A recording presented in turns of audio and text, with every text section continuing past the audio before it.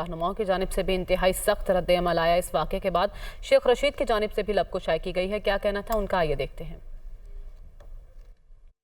پاکستان کی خانہ جنگی کی سازش ہے، یہ عمران خان کی جان لینے کا ایک منظم منصوبہ ہے۔ عوام کی طاقت کے آگے کوئی کھڑا نہیں ہو سکتا، اور رانا ثناءاللہ جیسا اجرتی قاتل اور ذہنی مریض جس کا بار بار یہ ذکر کر رہا ہے، جس کا یہ بار بار ذکر کر رہا تھا کہ ہم کچل دیں گے، 25 تاریخ کو یہ چلے گئے، یہ سازش کے تحت مسلط کیے گئے بہکاری۔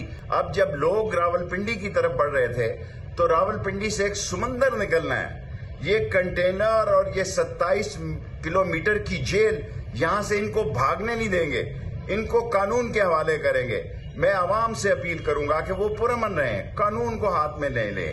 اللہ کا شکر ہے کہ عمران خان کی جان بچ گئی ہے، اور میرے مولا نے چاہا تو یہ کرمینل مائنڈڈ ذہنی مریض اور اجرتی قاتل رانا ثناءاللہ اور اس کے پیچھے موجودہ سازشی حکومت قانون کے شکنجے میں آئے گی اور قانون کے دائرے سے نہیں نکل سکتی۔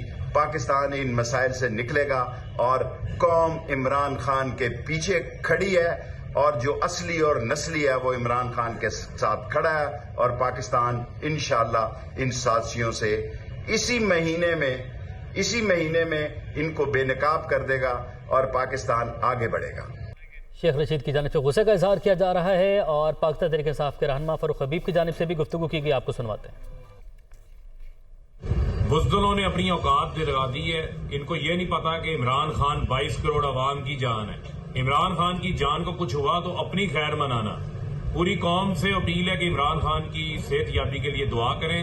قاتلانہ حملہ بزدلوں نے کیا ہے وزیر آباد میں، خان صاحب زخمی ہیں، جو اطلاعات وہاں سے موصول ہوئی ہیں۔